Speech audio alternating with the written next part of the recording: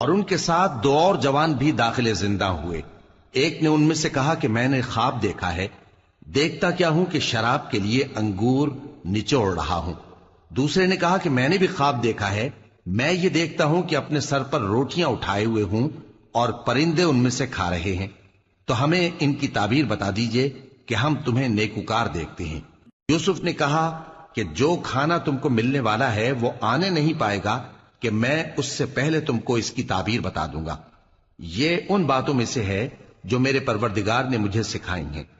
جو لوگ اللہ پر ایمان نہیں لاتے اور آخرت کا انکار کرتے ہیں، میں نے ان کا مذہب چھوڑ دیا ہے اور میں اپنے باپ دادا ابراہیم اور اسحاق اور یعقوب کے مذہب پر چلتا ہوں۔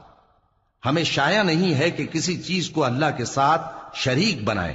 یہ اللہ کا فضل ہے ہم پر بھی اور لوگوں پر بھی، لیکن اکثر لوگ شکر نہیں کرتے۔ اے میرے قید خانے کے رفیقو، بھلا کئی جدا جدا آقا اچھے یا اللہ جو اکیلا ہے سب پر غالب ہے؟ جن چیزوں کی تم اللہ کے سوا پرستش کرتے ہو وہ صرف نام ہی نام ہیں جو تم نے اور تمہارے باپ دادا نے رکھ لیے ہیں۔ اللہ نے ان کی کوئی سند نازل نہیں کی۔ سن رکھو کہ اللہ کے سوا کسی کی حکومت نہیں ہے۔ اس نے ارشاد فرمایا ہے کہ اس کے سوا کسی کی عبادت نہ کرو، یہی سیدھا دین ہے، لیکن اکثر لوگ نہیں جانتے۔ اے میرے قید خانے کے رفیقو، تم میں سے ایک جو پہلا خواب بیان کرنے والا ہے وہ تو اپنے آقا کو شراب پلایا کرے گا، اور جو دوسرا ہے وہ سولی دیا جائے گا اور پرندے اس کا سر نوچ کھائیں گے۔ جو بات تم مجھ سے پوچھتے تھے وہ فیصل ہو چکی ہے۔ اور ان دونوں میں سے جس کی نسبت یوسف نے خیال کیا کہ وہ رہائی پا جائے گا، اس سے کہا کہ اپنے آقا سے میرا ذکر بھی کر دینا۔ پھر شیطان نے اسے ان کا اپنے آقا سے ذکر کرنا بھلا دیا اور یوسف کئی برس قید خانے ہی میں رہے۔ اور بادشاہ نے کہا کہ میں نے خواب دیکھا ہے، دیکھتا کیا ہوں کہ 7 موٹی گائیں ہیں جن کو 7 دبلی گائیں کھا رہی ہیں، اور 7 خوشے سبز ہیں اور 7 خشک۔ اے درباریو، اگر تم خوابوں کی تعبیر دے سکتے ہو تو مجھے میرے خواب کی تعبیر بتاؤ۔ انہوں نے کہا یہ خواب تو پریشان خیالی سے ہیں اور ہمیں ایسے خوابوں کی تعبیر نہیں آتی۔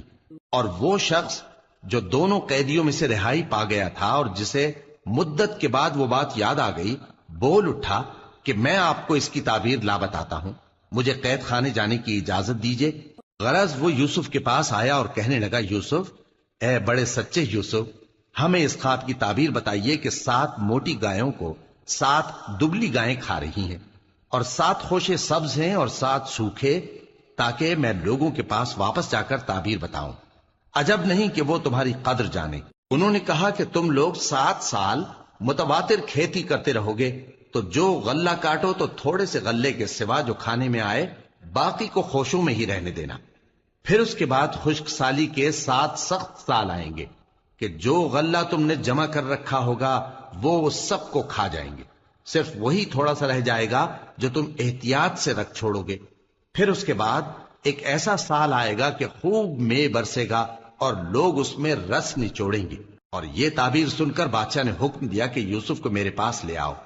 سو جب قاصد ان کے پاس گیا تو انہوں نے کہا کہ اپنے آقا کے پاس واپس جاؤ اور اس سے پوچھو کہ ان عورتوں کا کیا حال ہے جنہوں نے اپنے ہاتھ کاٹ لیے تھے۔ بے شک میرا پروردگار ان کے فریب سے خوب واقف ہے۔ بادشاہ نے عورتوں سے پوچھا کہ تمہارا کیا قصہ تھا جب تم نے یوسف کو اپنی طرف مائل کرنا چاہا؟ سب بول اٹھیں کہ اللہ پاک ہے، ہم نے اس میں کوئی برائی معلوم نہیں کی۔ عزیز کی بیوی نے کہا، اب سچی بات تو ظاہر ہو ہی گئی ہے، اصل یہ ہے کہ میں نے اس کو اپنی طرف مائل کرنا چاہا تھا اور وہ بے شک سچا ہے۔ یوسف نے کہا کہ میں نے یہ بات اس لیے پوچھی ہے کہ عزیز کو یقین ہو جائے کہ میں نے اس کی پیٹھ پیچھے اس کی امانت میں خیانت نہیں کی، اور اللہ خیانت کرنے والوں کی چال کو چلنے نہیں دیتا۔ اور میں اپنے آپ کو پاک صاف نہیں کہتا، کیونکہ نفس امارہ انسان کو برائی ہی سکھاتا رہتا ہے، مگر یہ کہ میرا پروردگار رحم فرمائے۔ بے شک میرا پروردگار بخشنے والا ہے، مہربان ہے۔ اور بادشاہ نے حکم دیا کہ اسے میرے پاس لاؤ، میں اسے اپنا مصاحب خاص بناؤں گا۔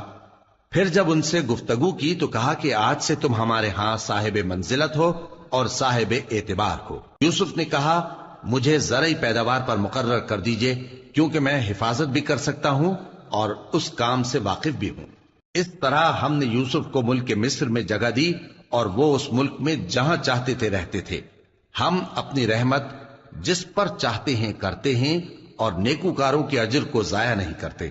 اور جو لوگ ایمان لائے اور ڈرتے رہے ان کے لیے آخرت کا اجر بہت بہتر ہے. اور یوسف کے بھائی کنعان سے مصر میں غلہ خریدنے کے لیے آئے تو یوسف کے پاس گئے تو یوسف نے ان کو پہچان لیا اور وہ ان کو نہ پہچان سکے.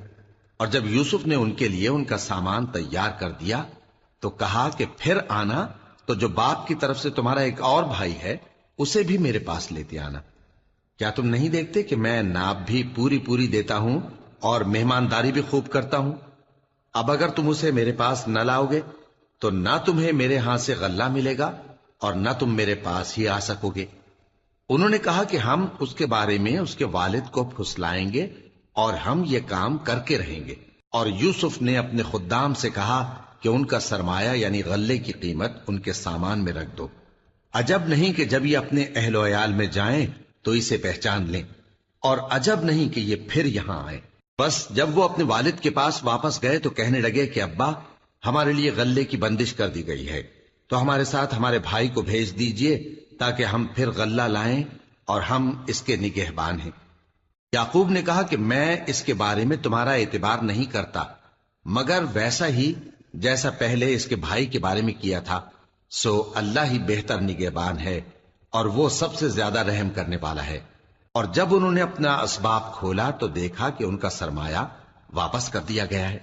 کہنے لگے ابا ہمیں اور کیا چاہیے، دیکھیے یہ ہماری پونجی بھی ہمیں واپس کر دی گئی ہے اور ہم اپنے اہل و عیال کے لیے پھر غلہ لائیں گے اور اپنے بھائی کی نگہبانی کریں گے اور ایک بار شتر زیادہ لائیں گے کہ یہ غلہ جو ہم لائے ہیں تھوڑا ہے. یعقوب نے کہا کہ جب تک تم اللہ کا عہد نہ دو کہ اس کو میرے پاس صحیح و سالم لے آؤ گے میں اسے ہرگز تمہارے ساتھ نہیں بھیجنے کا، مگر یہ کہ تم گھیر لیے جاؤ یعنی بے بس ہو جاؤ تو مجبوری ہے. پس جب انہوں نے والد کو اپنا قول دیا تو یعقوب نے کہا کہ جو قول و قرار ہم کر رہے ہیں اس کا اللہ ضامن ہے. اور فرمایا کہ اے میرے بیٹو ایک ہی دروازے سے داخل نہ ہونا بلکہ جدا جدا دروازوں سے داخل ہونا، اور میں اللہ کی تقدیر کو تو تم سے روک نہیں سکتا. بے شک حکم اللہ ہی کا ہے، میں اسی پر بھروسہ رکھتا ہوں اور اہل توکل کو اسی پر بھروسہ رکھنا چاہیے. اور جب وہ ان مقامات سے داخل ہوئے جہاں جہاں سے داخل ہونے کے لیے ان کے والد نے ان سے کہا تھا تو وہ تدبیر اللہ کے حکم کو ذرا بھی ٹال نہیں سکتی تھی. ہاں وہ یعقوب کے دل کی خواہش تھی جو انہوں نے پوری کی تھی، اور بے شک وہ صاحب علم تھے کیونکہ ہم نے ان کو علم سکھایا تھا، لیکن اکثر لوگ نہیں جانتے.